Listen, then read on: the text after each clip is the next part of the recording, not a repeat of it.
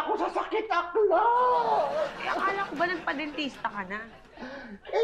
Gumora naman ako kahapon. Ay, ano daw? Kailangan nga daw i-root canal. Bakit hindi mo iparot kanal? 25 kyaw, akla. Mahal naman nun. Oo, Diyos ko. Ilang sapatos na rin yun para doon sa bago kong boylet. Ayan, priorities. Priorities, Vincent. Ganun talaga. Mahal magmahal. Tingnan nyo, eto na yung pinadala ng kapatid ko galing Canada. Ito ba yung latest model? Eto nga.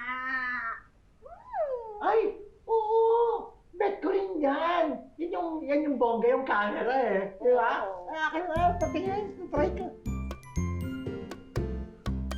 Ito to eh.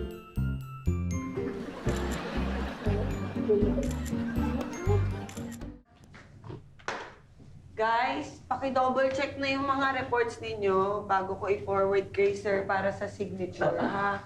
Okay. Masakit pa rin bang ngipin mo? Uminom ka na ba ng gamot? Ha? Bakit kasi hindi mo pa iparot kanal yan, bakla? Ano ba yung sinesenyas mo? Pati ba dila mo may problema?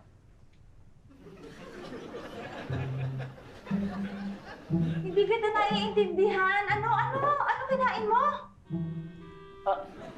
Ato? Ano, dar na lang ang peg? Hindi! Ano yun? Ano? Bawang! Bakit naman bawang akla? Ay, nabasa ko sa internet eh. Effective daw to. Saan? Sa aswang?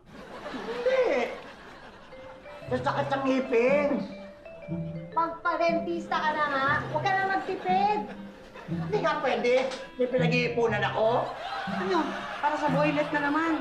Hindi wala rin papatol sa'yo kung may bawang yung hininga mo. Ano ka? At sinisira mo reputasyon ng adobong man. Tigilan mo na kasi ang pagregalo sa mga boylet mo para makapagpagamot ka. Hindi naman yung para sa boilet ang pinag-iipunan ko, no?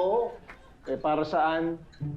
Gusto ko makabili nung cellphone katulad nung kay Tere. Akla, uunahin mo ba talaga yung cellphone na yan? Kaysa magpagamot ka sa dentista? Uy, magbebenta ako nito ha. Sa akin ka na lang bumili. Hoy, ikaw kinukonsinti mo pa yan eh. Pwede pa 5 gigs yan. Anong 5 gives? 2 gives lang. Sige mo yung tawad. 3 gigs. Deal.